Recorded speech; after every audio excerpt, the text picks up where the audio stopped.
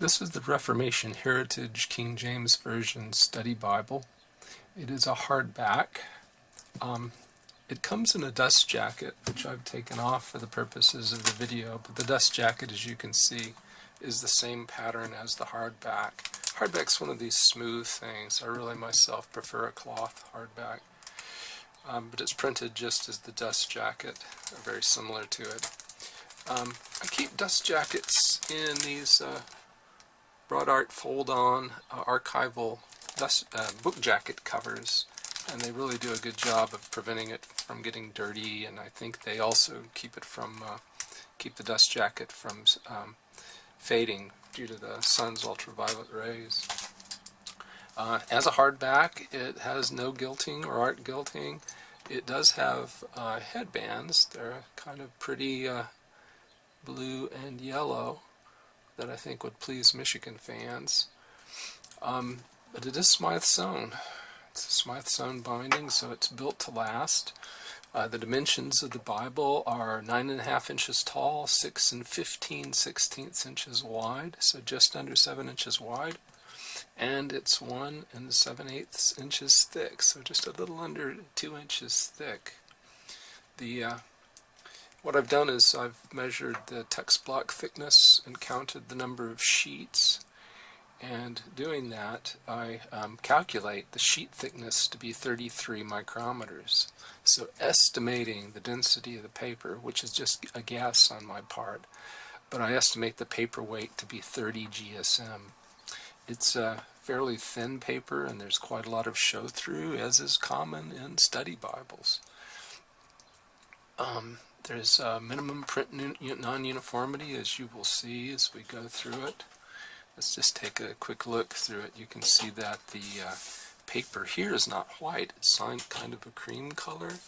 And I don't know if the camera can pick those up, but there are little dots here in the pattern. It's kind of an interesting concept. Opposite that, we have the presentation page. Certification of marriage, family records, and occasions to remember. And then the first sheet, the first 33 micron thick sheet, has a tendency to fold, as you see there. You have to be careful as you open and close the book.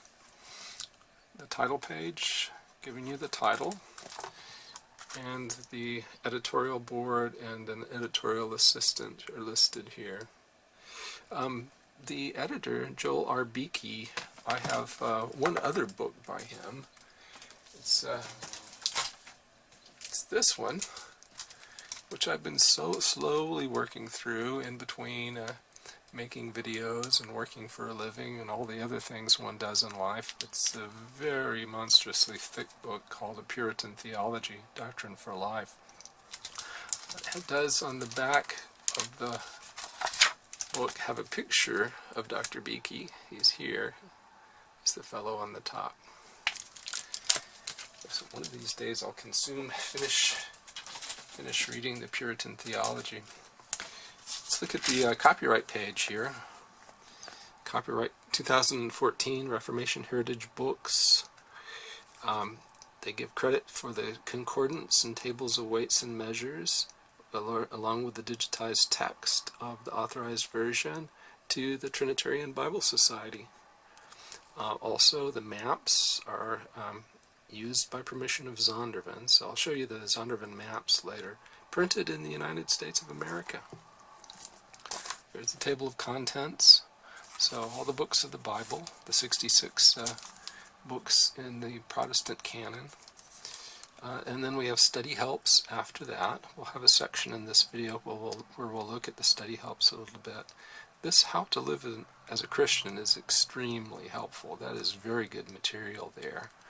20 centuries of church history, creeds and confessions, a reading plan. And this reading plan is a bit different from other ones, so I will show that. The weights and measurements, the concordance, acknowledgments, and maps. Let me show you the show-through. You can see KJV. Of course, that's printed in bold print. Reformation Heritage. Here, you should see that fairly easily. The Reformation Heritage. So there's quite a lot of show through. We have some in-text articles, and we may look at one of those in the video as well. Then they give you, in case you're not very familiar with the Bible, you know the name of a book of the Bible and you don't remember where it is. They have the books of the Bible listed alphabetically along with the page numbers where they began. And then abbreviations. These abbreviations show up in the footnotes. So it is a study Bible, and there are quite a lot of footnotes. And we'll look at some of those as well. I'm going to just flip through and show you the maps, and then I'm going to zero in much more closely on the various aspects of the book. You can see here, for instance, is an in-text article on the doctrine of election. This is how to live as a Christian, being a Christ-like husband. Like I said, we'll look at these things in more detail. Confessions, faith towards the end. They have an acknowledgments page after the concordance, an acknowledgments page. And then here are the Zondervan maps. They are printed on a, what I would call a semi-gloss page. You can see some reflection there, but it's not very shiny. They use a lot of greens and blues. There are no maps in the gutter, so they've solved that problem for us. And it looks like, how many maps do we end up with? 14 maps. Very pretty map of the Roman Empire at the end. Now we're going to take a closer look at the layout of the text. We're in Numbers 22, chapter 22 of Numbers. And you can see you have 2 columns of text. There are no center column references. There are no references at the bottom of the page except in the note. There are no side column references. 2 columns of text. Each column is 66 millimeters wide, so there's a little gap between the 2 66 millimeter wide columns, and the notes are in 2 66 millimeter wide columns. Page dimensions are 234 millimeters top to bottom, 164 millimeters wide. Margins at the top is about 10 millimeters. At the bottom is about 7 millimeters. The inner margin is as much as 17 millimeters. The outer margin is quite narrow. It's less than half an inch. It's 11 millimeters. Talk about the font. This is here in the text of the Bible. It is advertised as a 9.8 point, so that's just under 10 point, minion font. And I compared it with Times New Roman, and it is very close to a 10 point Times New Roman. Down in the note, this is a sans serif font, kind of like an Arial or a Calibri. It's 8 points, myriad semi-condensed font, and it is roughly equivalent to 8 points Times New Roman. Let's zoom in on the text. Look at it a little better. So let's talk about line spacing. Can I zoom in anymore? Yes. Line spacing, I think, is quite good. I have looked for places where one line seems to want to intersect with another, and I just don't find it. This is very easy on the eyes. And then if you look at the tracking, the spacing between the characters, it's not very aggressive, it's not very relaxed. It's kind of like an in-between. I don't find that troublesome at all. Although there is considerable show-through, you can see characters from the other side. You can read this. One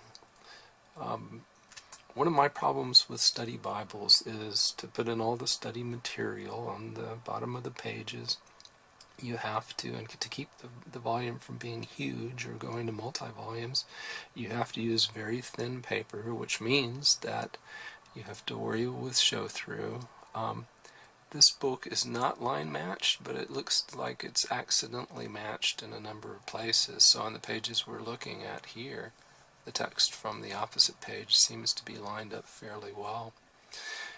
To deal with the show-through, they have to make the characters fairly thin. Here, at least, they've used a black ink, and to my eyes, that's not too bad.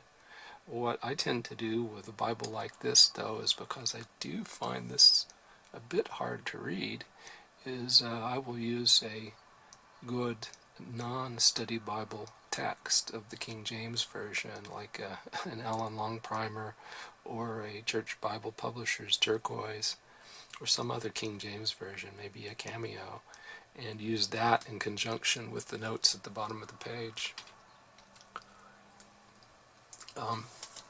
There are no headings in the text, but you do find headings down here in the notes. So here, for instance, it says, chapter 2, Balak, king of Moab, fears Israel and sends for Balaam to curse them. The Bible is printed evenly throughout, so although you do have a show-through problem, you don't have print non-uniformity issues. And there is very little sheen here. You can see a little bit from the lamp, but this paper is not glossy. It's quite a matte finish to the paper. Now, here I've backed us up to the start of the book, and we're on page Romanette 15, so that's small x, small v 15 before the text of the Bible. And one of the questions you might naturally have is, why did they choose the King James Version with so many modern translations available? Here's a telling sentence here. So much of contemporary worship today is brought down to common levels. When pressures from popular culture define so much of public worship, it is imperative to promote and maintain in worship a distinction, dignity, and reverence that directs our hearts and minds to the majesty and uniqueness of our God. And they talk about the beauty, elegance, and cadence of the King James Version, not to mention its accuracy. Then they go on a little bit later and talk about the text. And there's a bit here on this page about questions of the text that I think I'll try to zoom in on just a bit.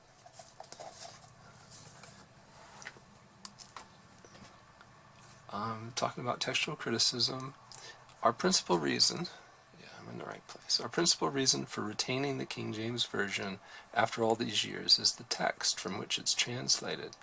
We believe that the extant evidence justifies the conclusion that the Greek edition used by the King James Version translators represents the best tradition preserved in the majority of witnesses to the text of the New Testament. And they talk about the predecessors, like the Matthew's Bible, the Geneva Bible, were based on the same basic text. But with the exception of the New King James Versions, its successors have all adopted a different text basis. They say what was the only text then, back in the 16th century, remains the best text tradition now. And so they think that actually the King James Version text tradition is the best, which is in contradiction to modern scholarship, at least most of it, which has a preference to use an eclectic text based on the work of various scholars in the 19th century that was continued through the 20th century. And this is from the bottom of page 17, which continues the argument in favor of the traditional text. And they say here, the few manuscripts available to Erasmus represented the text tradition that had prevailed from the early church and had been preserved in what we now know to be the vast majority of witnesses to the inspired text of the New Testament. What a testimony this is to the providence of God in preserving His Word. The few manuscripts available for use in the 16th century to produce the edition used in the 17th century to translate the King James Version just happen to reflect the text tradition that's verifiably sure. This is a good and important reason for retaining the use of the authorized version. Now, I'm not going to come to any conclusions here. I'm certainly not qualified to talk much about textual criticism, but I do, just from what I've read, have a sense of lack of confidence in the notion that the oldest manuscripts are definitely the best. This is an interesting theory here of God overseeing the preservation of His Word, and that's why we should have confidence in the majority of texts. My only question to people who hold that view would be, what do you do about the New Testament? If the notion is that the preservation of the Bible in its original language within the church is a sign of divine preservation, then what do you do with the Old Testament, which was preserved in Greek within the church and in Hebrew outside the church? I want now to give you a flavor for the notes at the bottom of the pages. I'm in Leviticus 6, and this is page 158, which starts at Leviticus 6:5. So here you have notes about various things that occur in the text. They talk about the linen garments, the meat offering. They tell you that leaven is yeast, and in another part of this video I'll show how they try to explicate the King James Version for us, where there are parts that are difficult to understand. And then, here's another one, sodden, that means boiled. And then this Bible is designed with the thought that you will want to use it for both your personal devotions and your family devotions. So at the end of each chapter, they have in a bolder type thoughts for personal/family worship. So for chapter 6, they talk about wrong done to others and how that's both against others and against God. And then for a discussion question, they ask, why does God see our sins against others as being foremost against Him? Another one, they talk about scooping up ashes and removing them from the camp. That's a humble act, yet it's sacred service for priests. They point out that we are priests, and worship, but also practical service, can be seen as sacred. There's no mundane or secular for us. Even what we normally would consider mundane is in fact a sacred act. And then here they ask, what little things are you able to do for the Lord that cause divine rejoicing? Then another question here about perpetual fire. Just as priests ensure the continuous burning of the fire, how can we be sure not to quench, or to not quench, it should be, not to quench the Spirit? Each book of the Bible comes with its own separate introduction. I'm just going to give you as an example here the introduction to the book of Revelation. They talk about authorship, the date of writing, the theme, the purpose. Interestingly here, they'd say that two main dates have been proposed, 64 and 95. And they mention that most scholars have favored the latter date. They don't seem to take a position of their own. Talk about problems of interpretation, and they take the cyclic interpretation perspective here.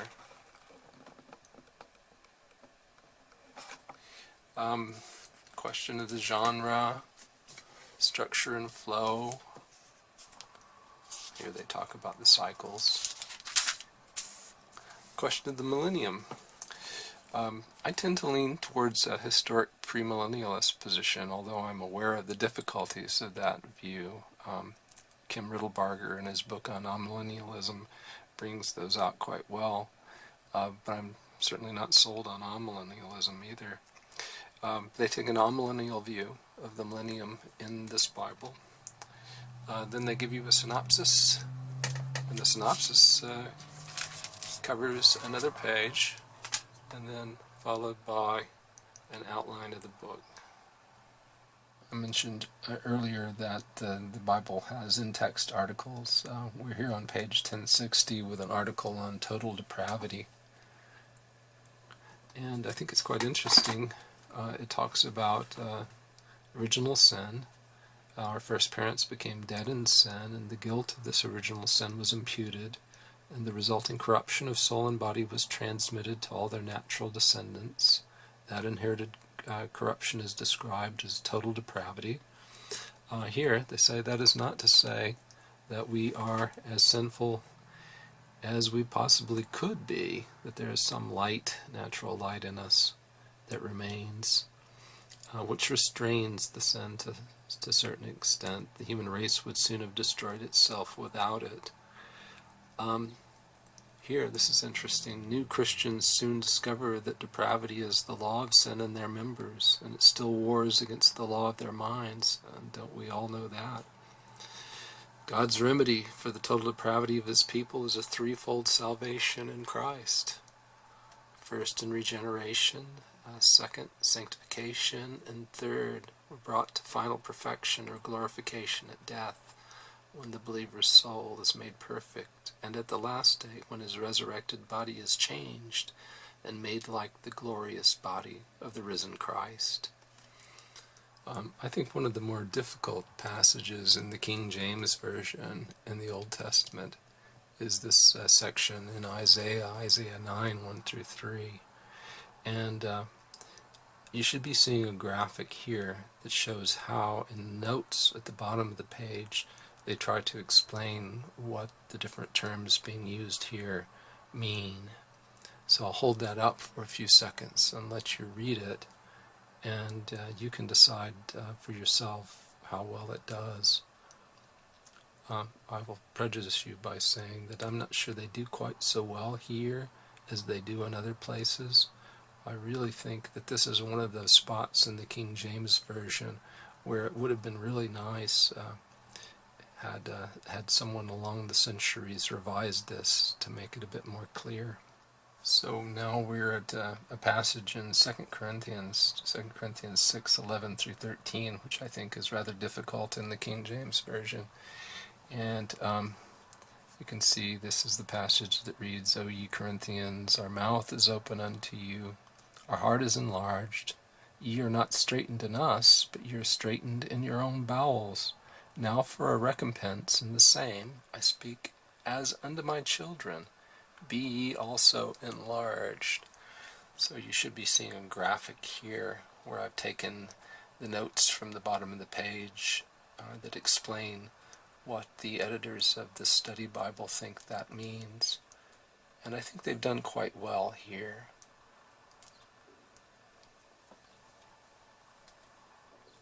Now I've taken us to Galatians, the 4th chapter, verses 17 and 18.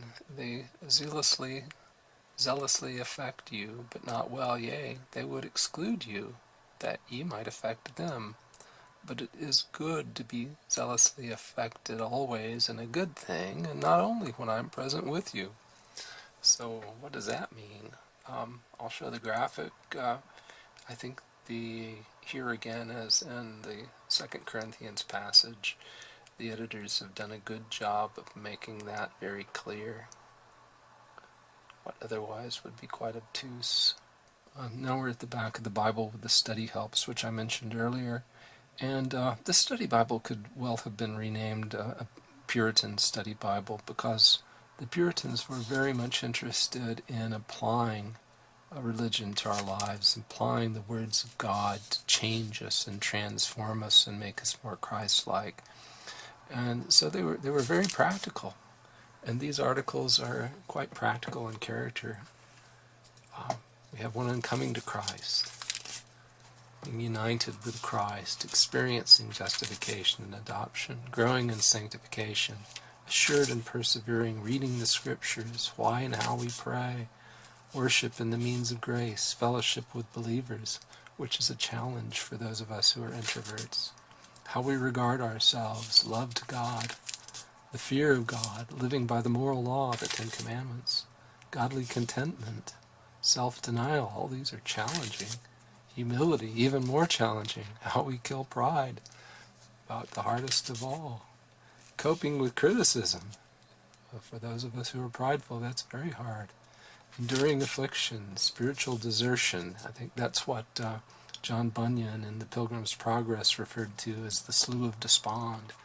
Fleeing worldliness, fighting against backsliding, family worship, being a Christ-like husband, being a godly wife, showing hospitality, raising children in the Lord, being a Christian grandparent, honoring your parents, serving God at work, using leisure time well, witnessing for Christ, defending our faith, facing sickness and death, living positively, Living for God's Glory.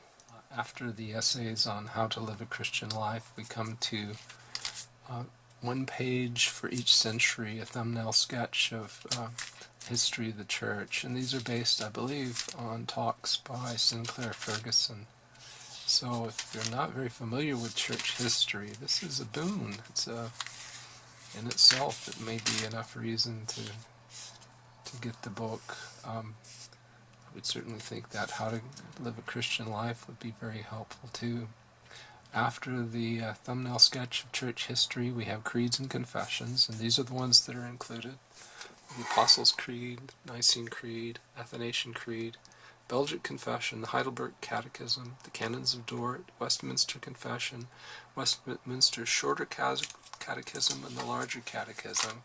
And I just wanted to show that in this Calvinist study Bible, unlike the Reformation study Bible published by Ligonier Ministries, this version of the Westminster Confession of Faith does include the proof texts. So it tells you where they are drawing their doctrine from, or if pressed, where they would send a reader to see the truth of what they're claiming. The reading plan, Read the Bible in a Year, is Robert Murray M'Cheyne's reading plan. And it's different from those that I've seen in other Bibles in that it gives you 2 plans for each day. For the 1st of January, for family worship, it gives you 2 chapters.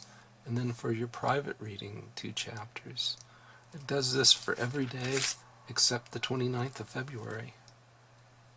I think on the 29th of February you're on your own. Have you ever had this experience? You know there's a verse somewhere that says, he led captivity captive, but you can't remember where it is. So you open your King James Version Bible and look in the concordance, and you look through the entries in captive, and you don't find it. And you look in the entries for captivity, and you don't find it. I don't think I've ever found it in a King James Version concordance that's included in the Bible. It's in the Young's Analytical, it's in the Strong's, it's in the Cruden's, but it's not in any King James Version Bible that I've come across yet, and it is not in here. It's a very nice concordance, though. Here it has about an 8-point sans serif font, bold words to help you find what you're looking for. It's in a 2-column format. I don't know how many entries, but I think it's quite nice. And this is the mandatory Bible size comparison that I do for study Bibles. English Standard Version study Bible is on the bottom. This is the brown calfskin version. And you can see it's a bit thicker, but not as wide. Just the Reformation Heritage King James Version study Bible is just a little bit wider. Very comparable in size. I think the New International Version, I'm just going to editorialize before we leave here. The New International Version has done 2 disservices to the Christian Bible reading community. First, they gave us kind of uninspiring, mundane, common translation, which unfortunately is very popular. So that has led the way for a number of other people to create translations that follow it in those regards. And then in 1985 they gave us the NIV Study Bible with all its notes and all its helps. And that too became popular, and I think that's actually somewhat unfortunate. I think we would all be better off if we had the text of the Bible in one book and a 1-volume commentary in another one that contained all this additional information. That's just my opinion, and I think I must be in the small minority because these study Bibles sell very well. They sell very well even to me, don't they?